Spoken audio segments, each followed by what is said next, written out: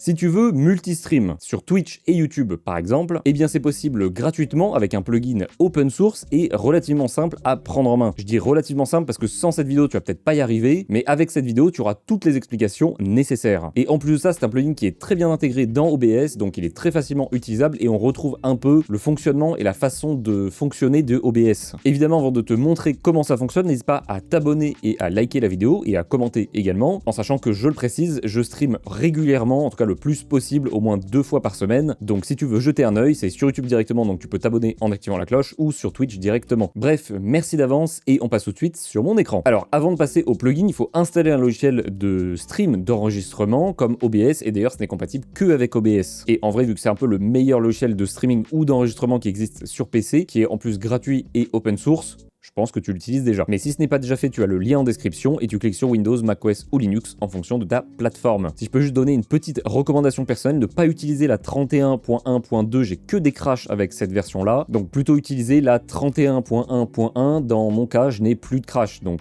à éviter. Donc une fois que tu as OBS d'installer, il va falloir installer le plugin qui s'appelle OBS Multi RTPM, enfin RTMP. Donc c'est sur GitHub, vu que comme je le disais en début de vidéo, c'est open source. En plus, c'est très facilement compréhensible dans une langue que je parle couramment tous les jours. Mais nous, ce qui nous intéresse, c'est de télécharger le plugin. Donc tu vas aller dans Release sur la droite, cliquer sur la dernière version, qui moi dans mon cas date du 30 mai, peut-être que toi ça sera plus récent. Et ensuite, tu n'auras plus qu'à descendre tout en bas, sélectionner en fonction de ta plateforme l'installeur. Moi, c'est du Windows en x64. Donc soit je le prends en zip, soit en installeur, je te conseille l'installeur, après tu fais comme tu veux. Une fois que c'est téléchargé, donc moi c'est sur le bureau directement, donc tu double-cliques sur l'installeur, tu mets install si OBS est installé dans l'emplacement par défaut, ce que je te recommande vivement d'ailleurs. Donc là tu peux voir que c'est fini, tu peux faire close. Alors là comme tu peux le voir dans OBS, je n'ai rien qu'à changer, je n'ai pas de nouveau dock, j'ai rien du tout qui change, c'est normal, il faut le redémarrer. Donc là je vais redémarrer mon OBS et on se retrouve du coup tout de suite. Donc là après le redémarrage de OBS, en cliquant sur dock, tu vois une nouvelle option, c'est sortie multiple. Donc en cliquant dessus, je vais avoir une nouvelle fenêtre et qui va me permettre tout simplement d'ajouter les informations pour faire du multi-stream. Alors déjà, information importante avant de configurer cette option ici, c'est d'aller dans les paramètres de OBS et tout simplement de regarder dans Stream quelle plateforme tu as mis. Moi dans mon cas, je fais des streams sur Twitch et sur YouTube en simultané, et si c'est ton cas également et que tu veux ne pas avoir de problème de droit d'auteur sur Twitch, vu que dans OBS, dans l'option sortie, tu as une option piste de VOD Twitch pour enlever tout simplement tous les sons qui sont dans cette piste-là de la rediffusion de Twitch, donc là dans mon cas les musiques copyright, et bien cette option, même si elle existe dans le plugin, je la trouve plus simple dans OBS directement. Donc évidemment, si tu mets Twitch ici, tu ne mettras pas Twitch dans le plugin, ça n'a aucun sens. Donc là, dans mon cas, j'ai Twitch ici, donc je vais mettre YouTube dans le nouveau plugin, donc dans Dock, sortie multiple. Évidemment, tu peux le mettre quelque part, moi c'est juste pour la vidéo. Ensuite, ici, tu n'auras rien, donc tu fais ajouter une nouvelle cible, en sachant que comme tu le vois, tu peux en ajouter plusieurs, donc tu peux faire du multi-stream sur 4-5 plateformes différentes. Attention, niveau performance et connexion internet, on y reviendra un peu plus tard. Et donc là, tu arrives sur une page de configuration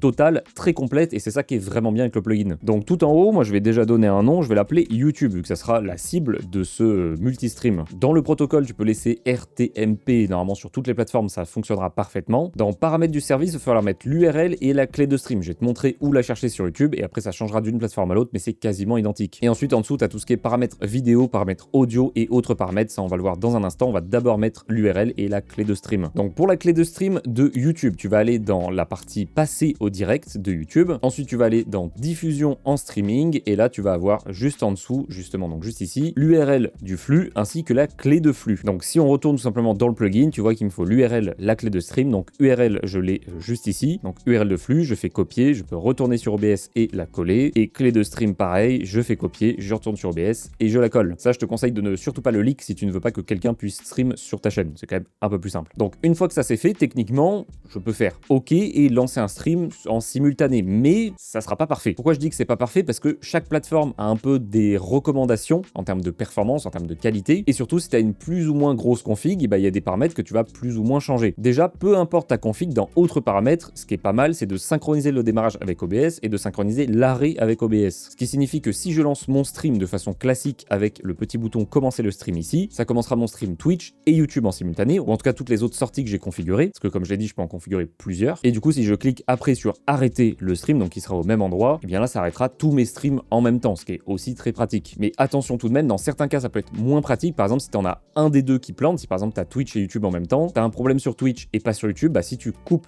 Twitch, ça coupera YouTube aussi. Donc à voir, ça peut de toute façon être désactivable un peu à tout moment. Moi c'est vrai que je mets toujours les deux, mais ça reste plus pratique si tu veux tout gérer séparément. Dans paramètres vidéo, tu vas pouvoir tout choisir, soit que ce soit identique à OBS, soit au contraire que ça ne soit pas identique à tous les réglages que tu as dans OBS, mais que ce soit propre à cette plateforme de streaming. Donc exemple concret, sur Twitch, on ne peut pas dépasser la résolution de 1080p à 8000 de débit. Sur YouTube, on peut monter en 4K à 50 000 de débit. Donc c'est-à-dire que je peux proposer une meilleure qualité sur YouTube si justement je ne réutilise pas les paramètres de OBS, mais par contre, en contrepartie, ça va me demander plus de performance. Parce que ça veut dire que ma carte graphique ne va pas encoder un stream et l'envoyer à deux plateformes différentes, elle va encoder deux streams et l'envoyer à une plateforme à chaque fois. Mais dans mon cas, j'ai une 5080 et je veux proposer la meilleure expérience sur YouTube et la meilleure expérience sur Twitch. Dans ce cas, eh bien, je vais aller dans encodeur et choisir un encodeur. Alors, sur l'encodeur, ça dépendra de la plateforme. Il y a des plateformes qui n'acceptent pas certains encodeurs. Par exemple, sur YouTube, je peux streamer en H264 ou en HEVC, qui est en fait le H265, qui est en fait un encodeur qui permet d'avoir une meilleure qualité avec un débit identique et même un débit moindre. Donc moi, du coup, je vais prendre HEVC, donc H265. Ensuite, j'ai un réglage de scène. Alors ça veut dire que soit j'utilise les mêmes scènes pour YouTube et pour Twitch, dans mon cas encore une fois, soit je peux utiliser une scène spéciale YouTube, une scène spéciale Twitch et avoir du coup des streams vraiment différents et vraiment séparés. Je pense notamment à des plateformes où tu peux streamer en vertical, donc en format téléphone, et bien tu peux te faire une scène spéciale en format téléphone, beaucoup plus adapté. Donc moi dans mon cas, je vais utiliser les mêmes scènes que pour Twitch parce que je veux la même expérience vraiment à 100%. La résolution, bah ça c'est pour mettre une résolution différente de ton stream. Sur Twitch encore une fois, c'est 1080p le maximum, YouTube c'est 4K, moi je vais streamer en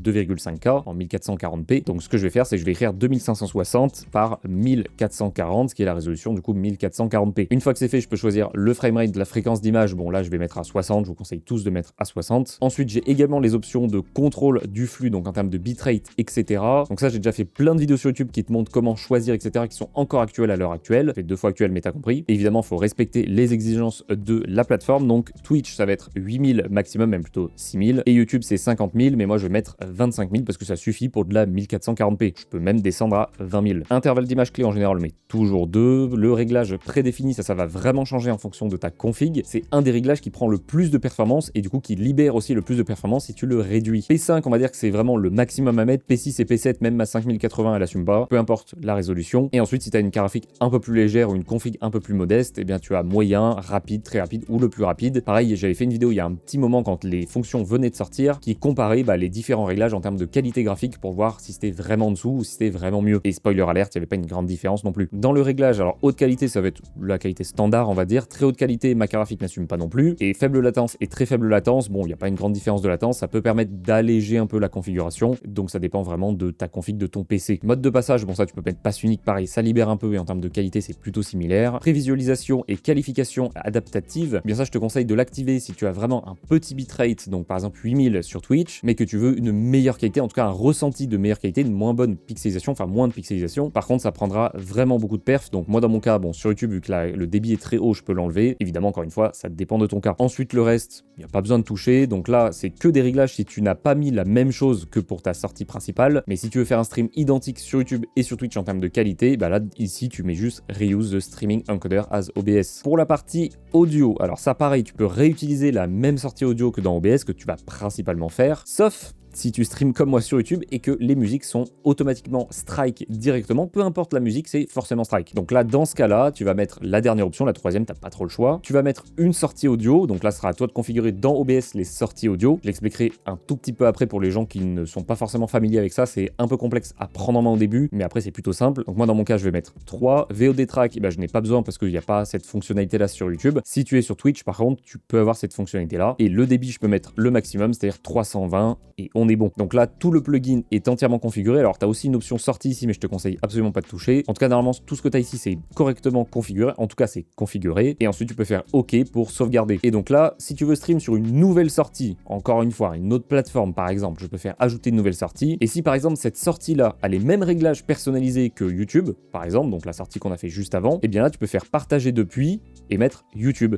Et là, tu vois que je récupère tout ce que j'avais mis sur YouTube. Donc là, une fois que tu as configuré ça, bon, moi, je vais l'intégrer dans mon OBS. OBS, donc je vais le mettre par exemple ici, ou même plutôt ici pour que ça soit plus facilement visible. Et donc une fois que tu as tout configuré, donc tu auras potentiellement plusieurs sources ici si tu as plusieurs sources de streaming, et ensuite tu pourras la démarrer, l'arrêter donc directement ici, ou si tu as synchronisé, tu démarres depuis OBS et ça démarre aussi ici. Donc là tu peux vraiment tout paramétrer, tu peux aussi tout démarrer ou tout arrêter si tu en as plusieurs. Donc vraiment le plugin est extrêmement complet, extrêmement bien fait, j'ai jamais eu de bug avec le plugin, et en plus de ça il est très personnalisable, gratuit et open source. Alors je rajoute un petit bonus dans la vidéo, on va dire que c'est parce qu'on est en août, on fait des petits bonus comme ça pour faire des vidéos un peu plus longues, c'est pas grave. C'est tout simplement les sorties audio. Alors tu vois ici que j'ai 3 sorties audio. J'ai mon micro, mon jeu et mon Windows. Donc jeu et Windows, c'est 2 sorties différentes. Et bien si j'appuie sur ce petit logo ou que je vais ici et que je fais propriété audio avancée, tu vois que je vois du coup mes 3 sorties audio, donc mon micro, mon jeu et mon Windows. Et tout à droite, je vois les pistes. Donc dans quelle piste l'audio sort. Donc pour t'expliquer très simplement, le micro il sort dans la piste audio 1, le jeu il sort dans la piste audio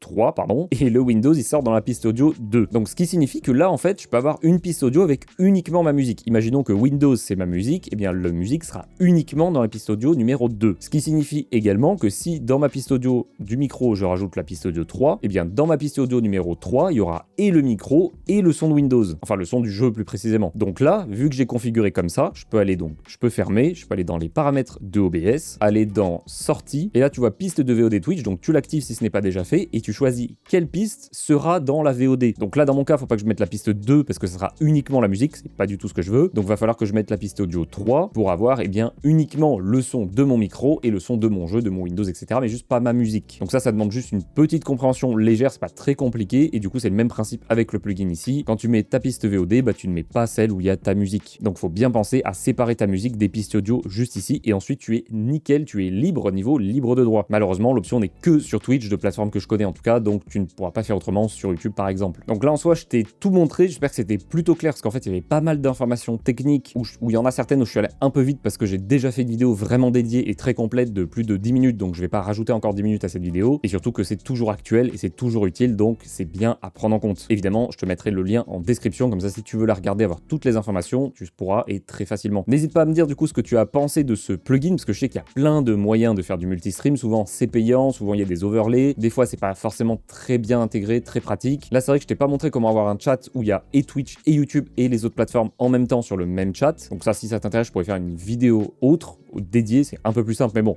ça peut être intéressant. Donc n'hésite pas à me dire tout ça en commentaire, n'hésite pas évidemment à liker la vidéo et à t'abonner si ce n'est pas déjà fait. On vise les 20 000 dans très peu de temps je pense. En tout cas merci d'avoir regardé cette vidéo. Si tu veux économiser énormément d'argent, et vraiment énormément d'argent sur tes abonnements type Netflix, Spotify, etc., même YouTube Premium, tu as la vidéo juste ici, je me décale dans le bon sens, juste ici je vais y arriver, pour tout simplement économiser un maximum sur tes abonnements. Et sinon normalement quelque part par là tu as une vidéo qui est recommandée en fonction de ce que tu regardes et ce que tu cherches sur YouTube. Bref, je te dis à très bientôt pour une prochaine vidéo.